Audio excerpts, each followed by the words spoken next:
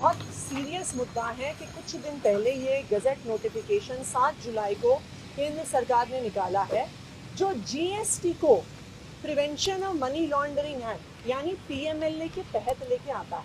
इसका क्या मतलब है? इसका ये मतलब है कि जो आज इस देश में 1,38,00,000 जीएसटी देने वाले लोग हैं, वो तुरंत ईडी के शिकंजे में आ जाएंगे। अब ईडी चाहे गली मोहल्ले में जाके किसी भी व्यापारी पे, किसी भी बिजनेसमैन पे ईडी या पीएमएलए का केस लगा देगी, उसको जेल में डाल देगी, उसको बेल नहीं मिलेगा।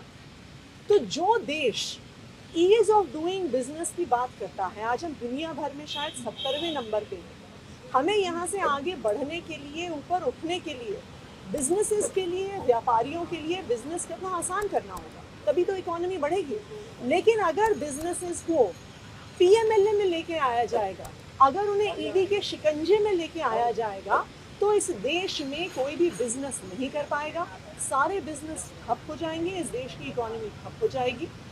इसलिए आज हम इस मुद्दे को एक बहुत बड़े स्तर पे आज इस जीएसटी काउंसिल की मीटिंग में उठाने वाले हैं और हमारी ये डिमांड रहेगी कि तुरंत इस गजट नोटिफिकेशन को और जिस तरह से जीएसटी को ईडी के तहत, पीएमएलए के तहत लेके आए हैं, उसको तुरंत खत्म करना। और किसी स्टेट से इस संबंध में आपकी बात हुई जो आप? बिल्कुल, हमारी कई स्टेट से बात हुई है। पंजाब के फाइनेंस मिनिस्टर भी यहीं पे हैं।